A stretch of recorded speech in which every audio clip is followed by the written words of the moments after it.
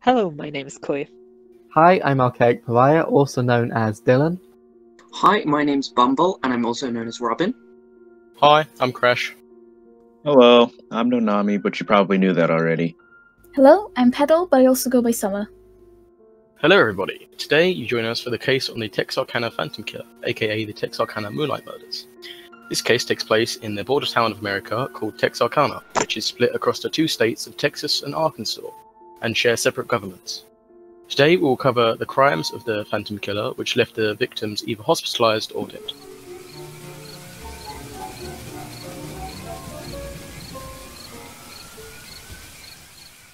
We start on Friday, February 22nd, 1946, where 25-year-old Jimmy Hollis and 19-year-old Mary Jean Larry were on a double date with Jimmy's brother Bob.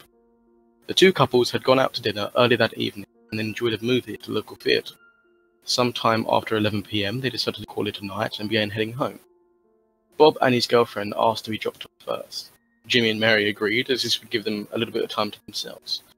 On the way out to Mary's house, which was in a small town to the west called Hooks, the young couple decided to stop by a secluded lover's lane. This was a dirt path just off Richmond. Despite being just outside of a suburban area, this road was very quiet. It was secluded, a perfect place for two young lovers to slip off and enjoy each other's company. The two arrived at a quiet spot around 11:45 p.m. They were there for about 10 minutes before a man walked up to the driver's side, shining a bright flashlight into the car. It was disorientating and blinding, but both Jimmy and Mary could see that the man was wearing a pillowcase as a mask that had small holes cut into it for the man's eyes to peer through. He ordered the young couple out of the parked car. His threat was directed at Jimmy. "I don't want to kill you, fellow, so do what I say," the man shouted. Though horrified and hesitant, the young couple complied, both exiting the car through the driver's side door. He continued to shine his flashlight at them, in one hand, the other gripping his pistol. Once Jimmy and Mary were out of the vehicle, the masked man ordered Jimmy to take off your goddamn breeches. Again, Jimmy hesitated, but now even his worried date insisted that he follow the orders given. So Jimmy unbuckled his belt and took off his pants, before the masked man took a step forward. Mary, disoriented by the bright flashlight, described what happened. After Jimmy had taken off his trousers, the man hit Jimmy twice on the head. The noise was so loud I thought Jimmy had been shot.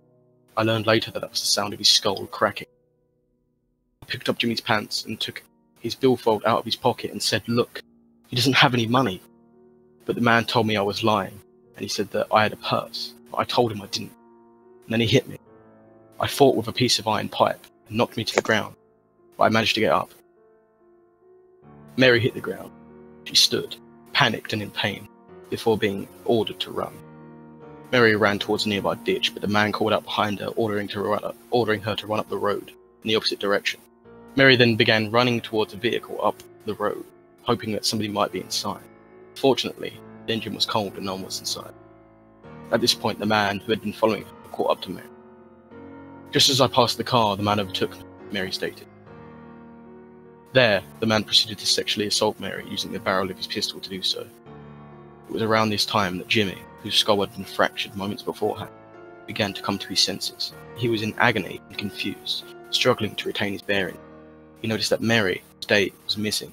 So was the masked man. Jimmy walked a short distance to Richmond Road, where he was able to flag down a vehicle. The driver agreed to help him out. While Jimmy remained at the scene of the crime, the passerby would stop to a nearby funeral to phone to the police. Meanwhile, the masked man who had been sexually assaulting Mary along the road in an untold amount of seconds had now scattered. He had gotten frightened by the headlights of a passing vehicle, and disappeared off into the darkness. Mary fled from the scene on foot, running nearly half a mile to a nearby house. She was able to speak to the residents of a home, who woke up and agreed to call to the police. Within half an hour, Bowie County Sheriff's officials were on the scene. They began going over the crime scene, eager to learn more about this masked gunman who had disappeared into thin air. At the time, this attack seemed like a love triangle that the police would figure out in no time. That's a real roller coaster already, huh? It does seem so, yeah. Wait, so what happened is the dude came at the 2 people on the double date, or the 4 people, I should say. No. So Jimmy's brother Bob and his date wanted to go home, so Jimmy dropped them off home first, and then Mary and Jimmy had some time to themselves. Okay, that's when they got attacked. Okay. Yeah. I was a little confused about that. So Texarkana is a metropolitan area that rests on the border town between Texas and Arkansas, like I stated before. Many people think of Texarkana as one city, but it is a city that's split in half. Half of the town resides in Texas' Bowie County, while the other half belongs to Arkansas's Miller County. Despite sharing facilities, the towns have separate local governments and share more than the average violence between them. Bowie County Sheriff Bill Presley was the first officer on the scene. He arrived at the scene less than an hour after his office received 2 calls. Both calls claimed they had been attacked by a masked man with a gun. Sheriff Presley was joined at the crime scene by 3 other officers, but together they were unable to find any definitive details. They were able to recover Jimmy's trousers and his wallet, and belongings seemed to be intact. While this had the warning signs of a disturbing crime, there was nothing for investigators to go off. The 2 victims remained hospitalized overnight, where it was learned that Mary Jean Larey had received some minor head wounds, but had also been sexually assaulted. Jimmy Hollis, on the other hand, would stay in hospital for nearly 2 weeks as he struggled with consciousness following his multiple skull fractures. Mary would speak to police that night, providing them details about the attack and the masked man who had terrorized them. She claimed that he wore a white bag over his head, which contained cutouts for his eyes and mouth.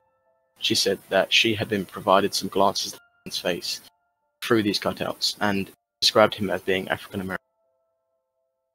This was disputed by Jimmy Hollis' statement when he regained consciousness about a week later.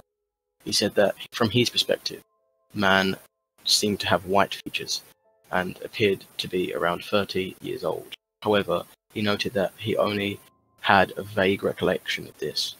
After all, he had been disorientated by flashlight through most of the account master before being clubbed in the head and consciousness. Jimmy went on to give the statement, "I know he's crazy. The things he said made me feel like his mind was warped." In their combined statements, the 2 victims only seemed to agree on one physical trait of the masked man, was that he stood around 6 feet tall, if not an inch or 2 taller. Because of the disparities in their statements, police became suspicious of the 2.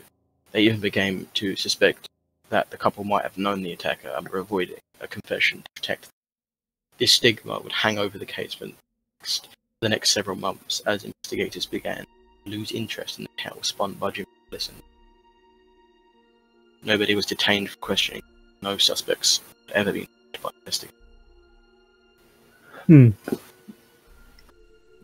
Already the fact that both the victims had like different descriptions of the attacker that's definitely a bit suspicious, but I don't feel like it's enough to assume that they must like instantly know the guy and must be covering up for him or something.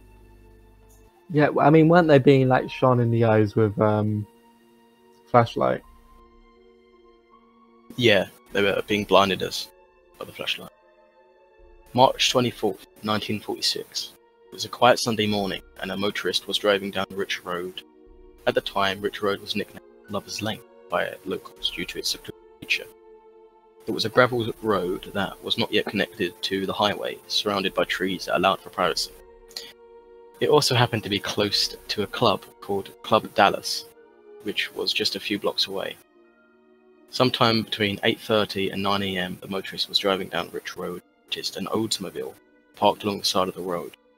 This was unusual, so he decided to stop by and have a look to see the vehicle belonged to. As his motorist appeared inside, they saw 2 bodies. First, a male, his head resting on his crossed hands, and it looked like his pockets had been turned down. In the back seat, a young woman was sprawled out, face down. Like the male, her pockets had also been. At first, this passing motorist thought that the 2 people inside the Oldsmobile were sleeping. However, it quickly became apparent that something was very wrong. There was blood inside the vehicle, and as Texarkana would soon learn, the man inside the car had been shot to death. Did you So say let me get this that straight. No, When they first you go looked in the first. car, they didn't. They thought they were sleeping. Yeah, the motorist believed they were sleeping. But I feel like something like a like you said he was shot, right? I assumed that they were shot the night before the motorist arrived in the morning, so he wouldn't have heard the gunshots. How early in the morning? But I mean, like, I feel like a gunshot wound is pretty.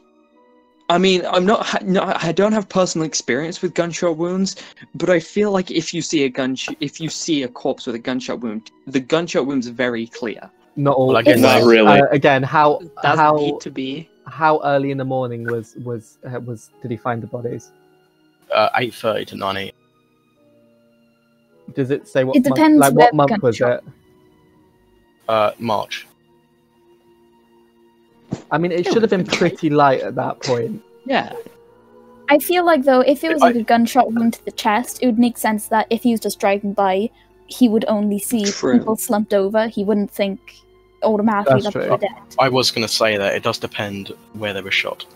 It was Nice. probably a case where he saw them slumped over, assumed they were sleeping, but then went over to investigate and then discovered that, they were dead from a closer Yeah, the inspection. skin would also be I mean, after a hole is a hole. after a whole night. The skin would also be quite close, especially in March, because it would have been It would have been fairly warm. At the very least, it would have been bluish. Well, I mean, we don't know, but we just know that motorist thought they were sleeping. There's a I chance. suppose, yeah. There's a chance because it was so early, he may not have been awakened to realise that what was. Richard Lena Griffin was born on August 31st, 1916. Polly Ann Moore was born on November 10th, 1920. The two had been dating for about 6 weeks, eventually culminating in them spending a Saturday night out and about. The two had been seen the night prior, March 23rd, at a cafe in Texarkana, where they had visited Richard's sister, Eleanor, and her boyfriend, till about 10 p.m. That was when they left and set off the nearby lovers. The following morning, their bodies were found inside Richard's Oldsmobile. He was identified by the vehicle. Polly would be identified by her class ring she wore, which bore the inscription of her initials, P.M., as well as her graduation, 45. Because the crime happened again on the Texas side of Texarkana, it was Bower County that handled the investigation into the double murder of Richard Griffin and Polly Ann Moore. Both of the victims had been shot in the back of the head, but their bodies were found inside the car, leading the police to think they had been shot outside and then brought back into the vehicle post-death. Their bodies were then posed and eventually found hours later by the passing motorist. Presley was once again one of the first officers to arrive on the scene, joined by a friend and colleague, Jack Runnels, the Texas City Chief of Police. They were the part of the original investigative group that discovered a patch of blood-soaked soil just a short distance from the car, about 20 feet away or so. Despite police believing that the victims had been killed outside, the interior of the car was anything but clean. The running board inside the car was covered in congealed blood, which had been pooling underneath the car door. These investigators were also able to find a couple of .32 caliber shells at the scene, which might have been fired from a Colt pistol. Unfortunately, that Sunday saw rainstorms throughout the area, so police were frustrated when one of their most promising leads, footprints discovered near the crime scene, was washed away by heavy rain. There have been a lot of rumours that the female victim, Polly Ann Moore, was sexually assaulted before or during her murder. There were reports made that she had been raped, but just like the assault on Mary Jean Larey the month prior, these reports were never publicised. By March 27, 1946, 3 days after the bodies were discovered, the combined police effort had interviewed somewhere between 50 and 60 witnesses. Most of these witnesses were patrons and employees of the Club Dallas, a local bar and hotspot near the crime scene. It was theorized that Richard Griffin and Polly Ann Moore had gone there before heading to a lover's lane, but the police were unable to learn anything substantial from these potential witnesses. By March 30th, 1946, a $500 reward was announced for the information leading to an arrest. Just like the police inquiry, this seemed to go nowhere, instead jamming up the investigation with what was later determined to be over 100 false leads. In the end, over 200 people were questioned by law enforcement following the murder of Richard Griffin and Polly Ann Moore, but not one was charged with any crimes relating to the case. How do you get almost 100 leads and all of them come up false? That's a lot of call-ins. Sounds like some Spartacus crap going on. Doesn't You it? could always Mhm. argue. I don't know if it's Just about lucky. Spartacus. I think it's because there was a high money reward on it, I think more people came Everyone forward was to diving try in. and more people came forward to try and give information, even if it was false, just so they can get the money. I was going to say, it wasn't like they were giving intentionally false information, but they just wanted to give information so that they'd get paid if That and makes when. sense. Wait, did they get paid regardless if the clue was right or not? I No, don't believe so.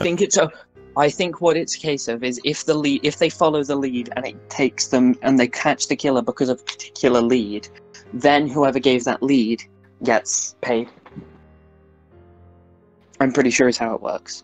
Investigators knew that the public was growing concerned over an unsolved double murder, especially one aimed at young men and women.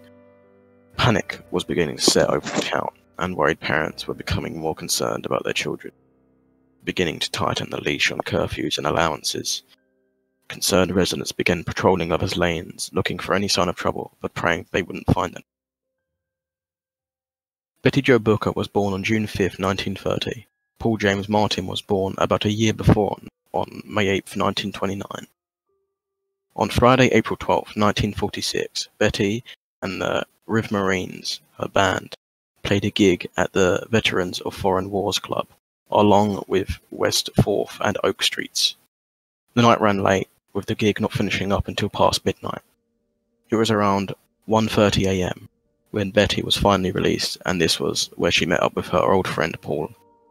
Paul picked up Betty in his 1946 Ford Coupe and planned to drop her off at a slumber party on the other side of town. However, somewhere in between the two locations, the teenagers decided to make a stop along a cozy lover's lane, where they ran foul to a predator. Roughly 5 hours after leaving the VFW club, the body of 16-year-old Paul Martin was found by a Texarkana family. It was around 6:30 a.m. on Sunday, April 14th, when Mr. and Miss G.H. Weaver, who had their young son with them, came across the bloody remains of Paul. He was lying along the northern edge of North Park Road, near the neighborhood of Green Brier Forest Circle. Even from feet away, it became apparent that Paul had been shot multiple times. On the other side of the road, another pool of blood could be found, which indicated there was more than one victim. Police were notified, and again, Sheriff Bill Presley was one of the first to arrive on the scene, along with his friend Jack Runnels. They were able to piece together some of the details from the night prior and learned that Paul Martin, the young victim whose body had just been found, was with another teenager, Betty Jo Booker, and she was nowhere to be found. It's weird that he targets couples. He's just an incel, honestly. Okay. Yeah, there's He's a definitely simp. a theme with the couples and He's a simp. such. Even though you mentioned how there was like blood and stuff found inside of the vehicle for the previous murder, I do think the theory that they possibly killed them outside of the car and then posed them is definitely interesting, because it does allude to the idea that this killer is doing it purposely to get caught, or at least get people knowing about, you know, who they are and what they're doing. A search was launched to find Betty Jo, spreading out through the surrounding area, scanning through every bush and field. In addition to the police, several citizens joined in and participating in the search, hoping to cover as much ground as possible. They were scanning through the area that is now known as Galleria Oaks and Fernwood Drives at around 11:30 a.m. when they came upon the body of Betty Jo Booker. The 15-year-old was lying on her back, behind a tree. Like the other murder victims, she was still fully clothed, but her body seemed staged in a way. Her coat was buttoned up to her chin, and her right hand was resting in the pocket of her overcoat. Betty Jo's body was found nearly 2 miles away from the body of Paul Martin, but just like him, she appeared to be shot multiple times. The murders of Paul Martin and Betty Jo Booker revealed that a repeat offender was plaguing Texarkana. An examination of the bodies showed that Paul Martin had been shot 4 times in total, 1 bullet through his nose, 1 through his left ribs from behind, indicating that he had been running from his attacker. Another bullet was lodged in his right hand, and 1 exited through the back of his neck. Meanwhile, Betty Jo Booker had been shot twice, once in the chest and a second time more directly to the face. Just like the other double murder of Richard Griffin and Polly Ann Moore, the weapon used was most likely an automatic .32 caliber Colt pistol. In addition to being shot multiple times, it also became apparent to investigators that a female victim, Betty Jo Booker, had been sexually assaulted. This seemed nearly identical to the last double murder. Official reports would say Miss Booker was raped in the same manner as Miss Moore. Despite finding the victims' bodies on the morning in question, it took police a bit longer to find the vehicle the two had been driving the night prior. Paul Martin's 1946 Ford Club Coupe was found outside of Spring Lake Park, a good distance away from where the two victims were found.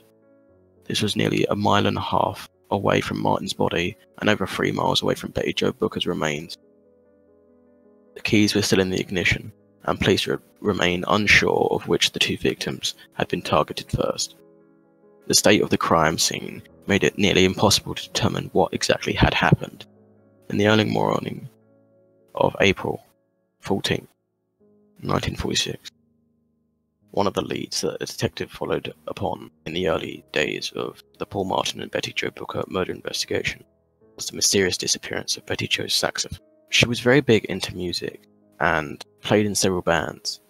Just hours before her disappearance, she had played a gig with Jerry Atkins' band, the Riv Marines.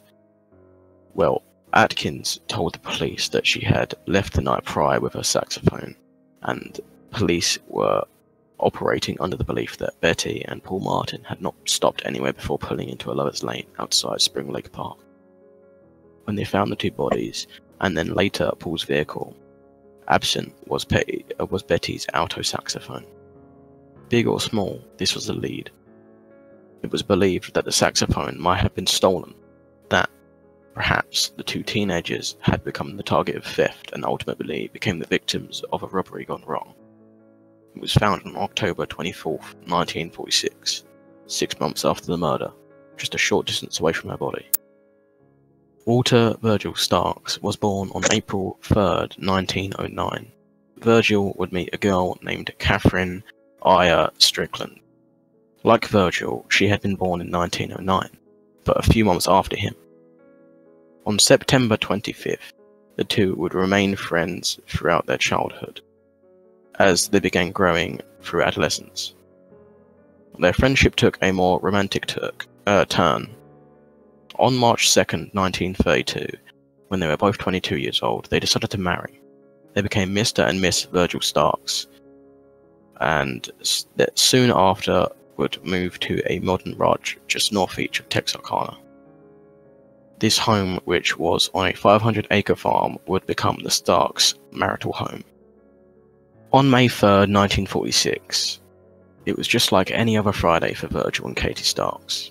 Virgil turned on his favourite weekly radio show, and then sat down in his favourite chair in the family sitting room, located just off the kitchen and bedroom. As he listened to the radio, he began looking through the day's edition of the Texarkana Gazette. Katie brought her husband a heating pad for his sore back, and then kissed him goodnight. She was tired, and began heading to the nearby bedroom to lie down for the evening. She changed into her nightgown, and then laid down in bed. Minutes pass as Katie lays there. She struggles to fall asleep. She hears some distracting sounds, which might have come from the backyard, and asks Virgil to turn down the radio. He gets up to do so, but is then stopped in his tracks.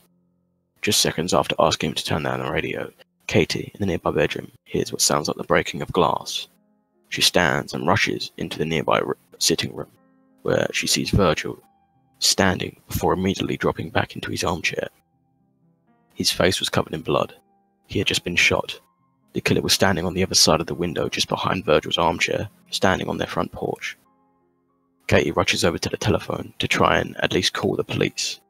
She manages to ring the wall crank twice before she is shot twice. The shots are fired from the same window that Virgil had been sitting in front of, where this mysterious killer had been lurking and seemingly waiting.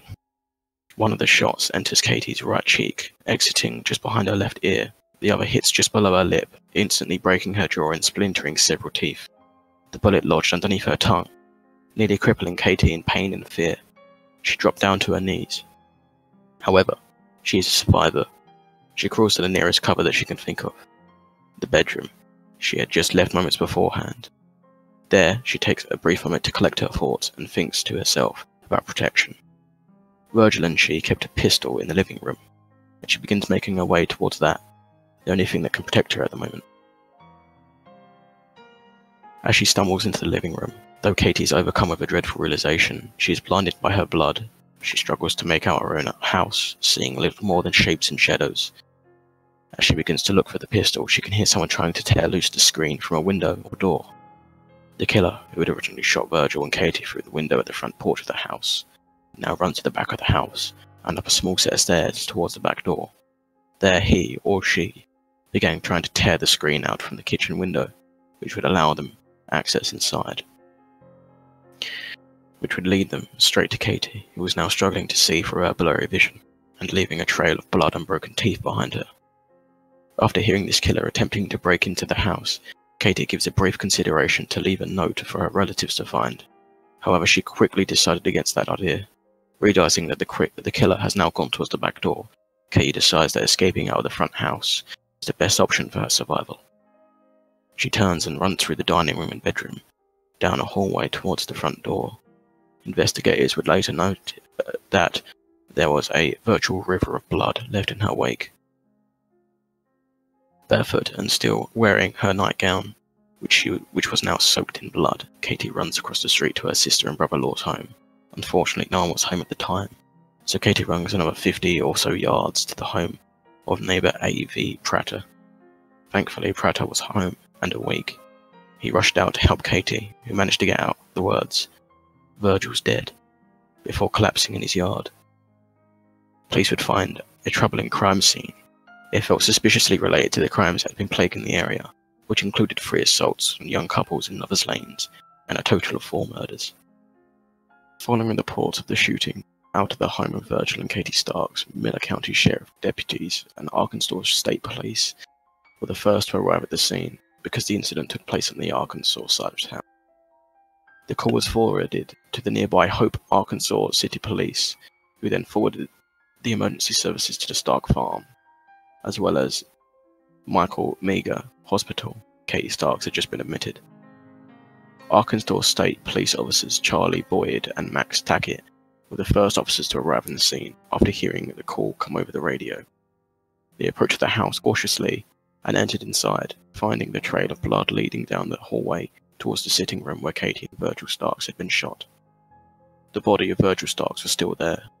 Sheriff Davies called upon officers from the surrounding area, including those in Texas and the Arkansas State Police, to set a blockade along Highway 67. Their goal was to apprehend, detain, and ultimately question any suspicious individuals leaving the area. This blockade would result in 12 suspects being detained, but only 3 were kept in depth questioning. Following that, they were all cleared of any potential involvement.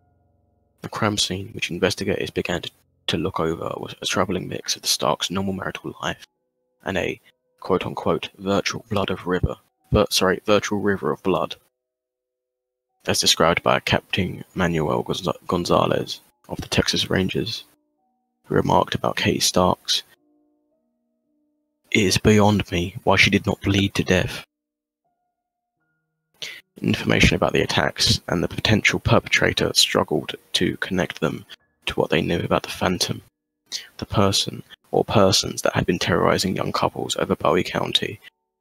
For starters, there was the obvious outlier. This was the first attack to happen at a couple's home instead of off an isolated Lovers Lane. That, in addition to this being the first and only attack to happen on the Arkansas side of town. Then, there was the difference in ammunition used. The first attack on Jimmy Hollis and Mary Jane Larry had involved no bullets, just clubbing with an iron pipe or flashlight. The next 2 attacks resulted in double murders. Each time, the ammunition used was a .32 caliber round. This led investigators to think the Colt pistol was used. This time, though, the ammunition was a .22 caliber round, digging the belief that this might have been a different shooter entirely. Perhaps even a copycat who was trying to use the recent slayings to confuse the detectives and muddy the waters of the investigation. Sheriff W.E. Davis remained hesitant to claim that the murders were related, saying at one point, "It is possible that the killer is the same man." Meanwhile, his chief deputy, Tillman Johnson, voiced his concerns some time later. "I felt like the Phantom Killer didn't do the Starks murder. It had been too hard timed to the Starks murder." Within 24 hours, Sheriff Davies and the other investigators were questioning Katie Starks in her operating room at Michael Meagher Hospital. As she recovered from the 2 gunshot wounds to her face, they learned about how the shooting had unfolded from her perspective, and that informed a lot of their decision moving forward. Sheriff W.E. Davis would later tell the press, "The killer is the luckiest person I've ever known. No one sees him, hears him in time, or can identify him in any way." The area had already been at high alert, anxiously awaiting news of another shooting or double murder, but the fourth violent incident to happen in as many months began to spin the region of Texarkana into a frenzy. People would stand out near the front of their homes and yell at you to identify yourself before you got too close. You had to identify yourself or you would get shot. As the media began to run with the details, this type of behavior would only continue to escalate. In the following days, vigilante-like groups would begin to patrol quiet, isolated areas of Texarkana, while worried residents began guarding their homes like mob bosses or drug dealers. By the evening of Virgil Stark's murder, the reward fund for the Phantom Killer investigation had eclipsed $7,000. That total would continue to rise in the coming weeks and months, with an additional $2,500 being raised for Virgil's case alone. Rumors continued to proliferate the case of the Phantom Killer, which had now extended into including the shooting of Virgil and Katie Starks, as well as the February assault of Jimmy Hollis and Mary Leary. Following the May 3rd murder of Vigil Starks, Texarkana residents were eagerly awaiting answers from law enforcement. After all, since February there had been 4 violent incidents, which had resulted in 5 people dead and 3 others hospitalized, and the media made it seem like the killer could strike at any moment. The day after the shooting at the Starks farmhouse, stores in the region began selling out locks for doors and latches for windows, firearms, ammunition, and all manner of household items that pertained to security and privacy. Residents who had been comfortable leaving their front doors unlocked just months beforehand were now renovating their homes out of distrust. Many only ventured outside during daytime hours, beginning a nightly routine that involved locking all doors, windows, pulling down shades, and even booby-trapping entrances to the house. Some propped up items against windows and doors, which would cause a good amount of noise if anyone tried to get in. Paranoia was taking over Texarkana. W.E. Atchison, a 16-year-old resident of the region at the time of the murders, later told a reporter, If you wanted to go to somebody's house after dark, you had to call them first and let them know you were coming. A big wonder for everybody back then was whether the killings were done by someone who lived among us, and I still wonder who did it. We were constantly getting calls, mostly at night, about prowlers. People would call about any noise they heard at all. Please do. I mean, all that makes the sense. murders were inside the city, right? So the original murders, the original 3 were inside. All of the murders were in Texarkana, but the original 3 were inside Texas's Bowie County, and the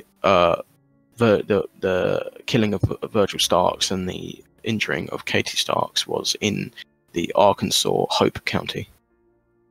But yeah, that you would be able to guess that it was someone living in this city, right? It's not going to be some out-of-towner.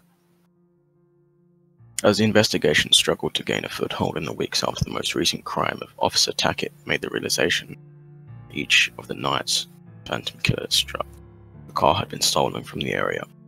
And one of these cars, which had been stolen on the night that Richard Griffin and Polly Ann Moore were murdered, March 24th, had just been found in a parking lot months later.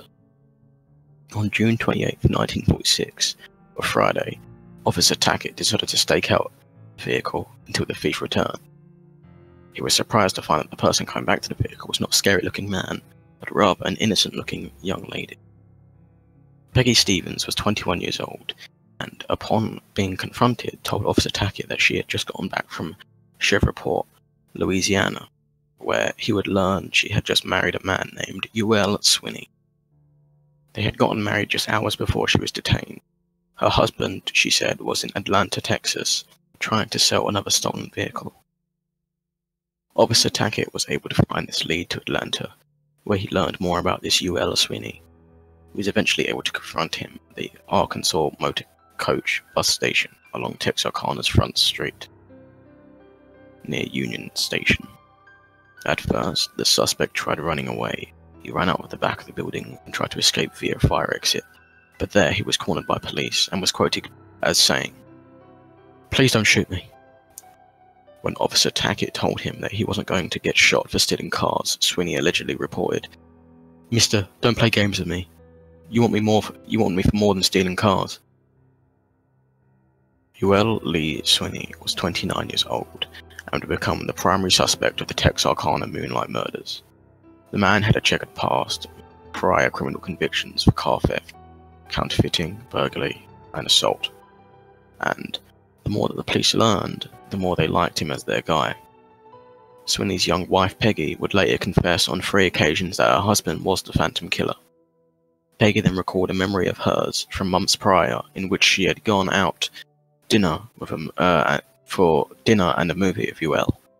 Then, her boyfriend, on their way home, he had stopped along the side of the road to take a leak. This happened to be near Spring Lake Park, the same place that Paul Martin and Betty Jo Booker were parked before their assault. Ul was gone from the car for about half an hour when I heard something. Ul was gone from the car for about an hour when I heard something that sounded like 2 gunshots. I do not know whether they were pistol or shotgun shots. It was just getting daylight when he came back to the car and started driving out of the park at a rapid rate of speed. When he came back to the car, I saw that his clothes were wet up to his knees and damp up to his waist, Peggy stated. The day after the first confession, July 24th, 1946, Peggy Swinney confessed yet again, but changed up her statements ever so slightly. She claimed to be a bystander to the crimes, and she said that she had witnessed the murders of Paul Martin and Betty Jo Booker. Murders, she said, came as a result of a robbery gone wrong. Peggy Swinney would confess on more than one occasion. On November 22nd, 1946, but she would provide law enforcement with several details that pointed towards her telling the truth. She took the police out to the spot where Paul Martin's vehicle had been found and told them that she had been there in the woods, watching the crime take place. Sure enough, the police had found the woman's heel print at the crime scene and was shocked to hear this new detail. She then gave police details that had not been made public, including information about Paul Martin's datebook. She told police that this datebook had been thrown into some bushes nearby the crime scene, and sure enough, it had been. Barbie County Sheriff Bill Presley knew about this detail and had not released it to the press nor other jurisdictions. It was beginning to look like the police were on the right track, and Ul Swinney was looking guiltier with every passing day. In addition to the 3 confessions offered up by his 21-year-old wife, police were able to find a few other pieces of evidence that incriminated Ul Swinney. It was discovered that a 29-year-old suspect had, at one point, owned a .32 Colt automatic pistol, which he sold somewhat recently in a game of craps. However, faced with a potential death sentence, Ul Swinney refused to confess to the murder. He claimed his innocence and refused to falter. Also, fingerprinting testing had failed to come up with anything conclusive, and even though police would spend over a year trying to validate the confessions of Peggy Swinney, even that began to fall apart. Several holes were discovered in her confession, including her ever-changing involvement in the crime she allegedly were perpetrated by her husband. She was deemed to be an unreliable witness, and her confession was all that police had to operate on. To make matters worse, as the trial began to come to the realization, Peggy Swinney recanted her confessions, and because she was married to Ul Swinney, she could not be forced to testify against him. It was a losing situation for investigators, and they were forced to drop all murder charges against Ul Swinney, having little more than very circumstantial evidence against him. However, he wouldn't exactly become a free man again. Police still had car theft charges they could press against Swinney, and because he was a repeat offender, extreme sentencing guidelines would apply. He was given a life sentence for the car thefts, which would only last about 26 years. In the early 1970s, Sweeney would appeal to his life sentence and be released in 1973. He continued to deny his guilt in the Texarkana murders, and despite police believing he was their Phantom Killer, he was never charged with any of the murders.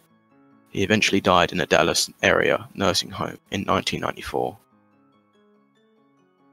That is just a lot. Why would anybody... If she is faking it, why? I don't think she is, like, faking it or trying to set him up. I do think he probably was the murderer, considering how she tried to sort of cover her own tracks as well. She wouldn't have done that if she didn't feel like he was guilty, you know?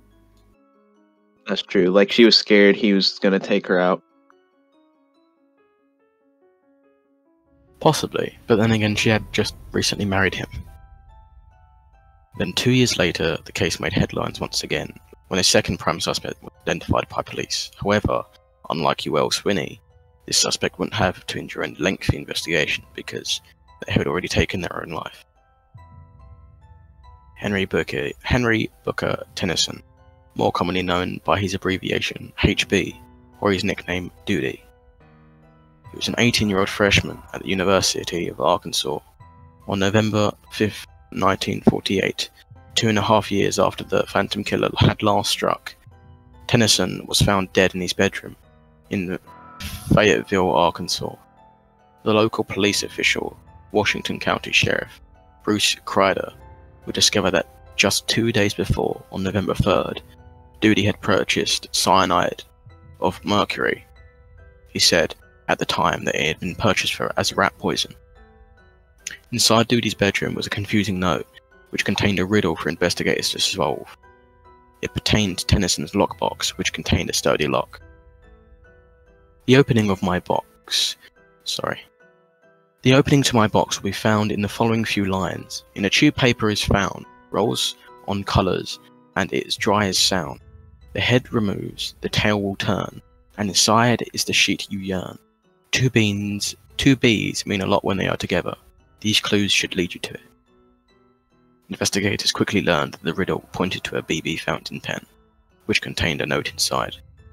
The note contained the combination for the lockbox, and police would also discover the cap of the pen contained the cyanide of mercury that Duty had used to kill himself.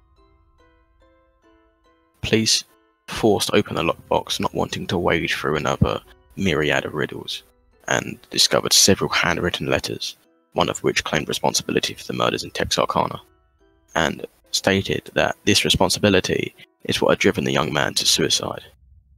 In an excerpt of the letter, which ran for nearly 3 paragraphs, read, "Why did I take my own life? Well, when you have committed 2 double murders, you would too. Yes, I did kill Betty Jo Booker and Paul Martin in the city park that night, and killed Mr. Starks, and tried to get Mrs. Starks." Investigators would just, sorry, let me redo that. "Why did I take my own life? Well, you would too when you committed 2 double murders." Ah, fuck, I messed it up again. "Why did I take my own life? Well, when you committed 2 double murders, you would too. Yes, I did kill Betty Jo Booker and Paul Martin in the city park that night, killed Mr. Starks, and tried to get Mrs. Starks too." Investigators would discover that Duty had played in the same high school band as the murder victim Betty Jo Booker, but they weren't friends. They both played brass instruments, with Betty playing saxophone and Duty playing trombone, but they weren't acquainted with each other. Police found other notes in the lockbox, which seemed to blame his lifelong depression for his suicide, and it made it seem like Duty had an overactive imagination. He liked to take credit for things that just weren't possible, and made fanciful claims about his young life, things investigators could easily disprove. Yeah, I was gonna say, that sounds kind of... I don't know, it seems weird. If he's gone on record, like, if he's known for making things up, claiming that he's done things that it's been proven he hasn't, I guess even if it was like a suicide letter, it would make sense for him to still lie in that sense. Police did talk to his brothers, and they said that he used to like to make up stories a lot. I don't know, maybe he wanted his name to be remembered, you know, so he made up this stuff and then... I can see that. Yeah. It could What a lovely name to be remembered by, Duty. Well, if you're feeling like, I don't know, You're just sometimes- I bullying don't know. for. You're just bullying for his name, but imagine being remembered as a serial killer. Yeah, that's nice. I will be. It probably It was doesn't- think it was the only thing he could think to be remembered by that maybe they wouldn't be able to disprove. Yeah, well, like any attention is good Saving attention. orphans. Yes, but they would have been able to disprove that, save them from a burning orphanage. What orphanage burned Not down? when you're very good at it. Not if you Doesn't go make start sense. the fire to begin with. If you're a serial killer, it doesn't, and you've killed multiple times, it doesn't make a whole lot of sense for you to regret it later and kill yourself. It's not really how Well, serial it killers depends on work. the type of. That's not really true. It depends on the serial- serial it- killer. Yeah, it's I not. guess, but he had doesn't no work- it reason. It doesn't work like the way you think it works. Like, Well, no, hang on. What not every serial makes killer is a sense if he's psychopath, like- and not it would every make s- psychopath is a serial killer. It just doesn't. It doesn't. Let work Nona like that. speak. It would make sense if he was, he was jealous or had a grudge or he killed them for like a normal person reason and then he regretted it and killed himself. That would make sense. But that's not what he said. It sounds like he was trying to set himself up as the serial killer and then he regretted it. But the serial killer probably didn't regret it at all. He was just doing it because that's what he wanted to do. That's suspicious. That's a lot to assume. That, like, I don't see how that's assuming. Well, you're I mean, assuming that how much- like the serial killer wouldn't feel guilt. Occasionally, they do. It's it's not. See, all we can do is assume things. In this case, really. Okay, If he felt guilt, why'd he do it twice? Moving on I with must have a reason. Must have had.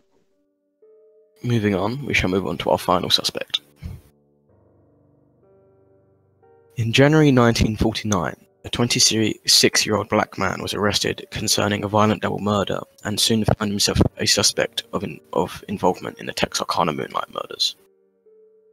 This man had been arrested for killing a young black couple in Waco, Texas, and in the execution of the crime, he had sexually assaulted the female victim. At the time, he had reportedly confessed to the crime of giving police details, confirmed he was a responsible party. However, in the following investigations, police discovered that this young man had worked with Virgil Starks, the last murder victim of the Phantom Killer. He had been living on the Starks property when the crime was committed, which raised some eyebrows. Although no charges were filed against this young man for the Texarkana crimes, but he was eventually given a life sentence for the other crimes he confessed to. I couldn't find any record of the man's name anywhere, so I apologise for that. If you guys would like to speak. Wait, so he murdered people and then he was. So he was with- found guilty for a double murder, very similar to the murders of the Texarkana victims, in like the double homicide as a couple. So he was taken under suspicion of him being the Phantom Killer, but And he was also living on the property of one of the victims. yeah, he was living on the property of the final murder victim, Virgil Starks, at the time of the killing, but no charges were filed against him. Why would wait? So he confessed to the first two murders. Is that how they caught him, or No, did he- they catch him first and then he confessed? I believe that they caught him. No, I believe that he killed a couple in the same style as the Texarkana murders. They caught him, he confessed to it, and I believe that then took them under suspicion of the Texarkana Phantom Killer because it was the same style. Is it possible he was a copycat? That's my belief, personally. I think I agree with that because I feel like if he was the actual our main serial killer, I feel like he would have been caught really quickly if like he was suddenly caught on this specific murder. If that makes any sense. Yeah, I agree. If he did something wrong that made them like catch him in the act and he instantly admitted to murdering those people, then that makes me feel like he couldn't have murdered the people previously, because surely he would have either been caught or he would have confessed to it already. I'm not sure. I don't know. Yeah, I agree. But yeah, I am under the suspicion that he's a copycat killer. Personally, I believe Ul Sweeney was the Phantom Killer. Which was that the It's first the car one? thief. Yeah, it's the first one. Yeah, I think I agree with that, because just the way that before they even they didn't even accuse him, he practically admitted that they were going after him for more than just stealing a car. So that's already very incriminating. Which was a bad move on his part. Definitely. It's very incriminating. When the police show up at your door, you don't instantly go, "Oh, are you here for the murders?" Yeah, but I was going to say, but surely, like, committing other crimes, if people are searching for a murderer and you're the murderer, committing other crimes that might draw attention to you maybe isn't the best suggestion. Well, that Well- depends on the kind of killer he is. Maybe he can't help it. It's possible. Just a maniac. Well, yeah, but even if you can't help the killing, if you've killed people, then committing other crimes, like stealing a car, is just going to draw attention to you. And then you've got to try and pretend that you didn't commit the crime that they're bringing you in for, and not hint at the crime that you've actually done. At the end of the day, I feel like just him automatically assuming they were there for worse than just stealing a car, that's kind of... Then again, because it was the time period, wasn't it? Like, there was all this hysteria about it. Maybe I don't know. Wait, yeah, when was this? 1946. Okay, yeah, he probably would have been scared. A black man in 1946 in Texas. Hi there, it's me, Archaic Pariah, aka Dylan. I also edit the podcast, and it turns out we forgot to record an outro. So instead, you have my disembodied voice to listen to. And I'm here to tell you that our Discord server is now public. You can join, hang out with other audience members, make suggestions, and just generally vibe. So there should be a funky little button, or card, top right of the screen. You will also find a link down below in the description, and I'll paste it on the screen just for fun, even though you can't click it. So anyway, I hope that you enjoyed the episode today, and come back next week for something.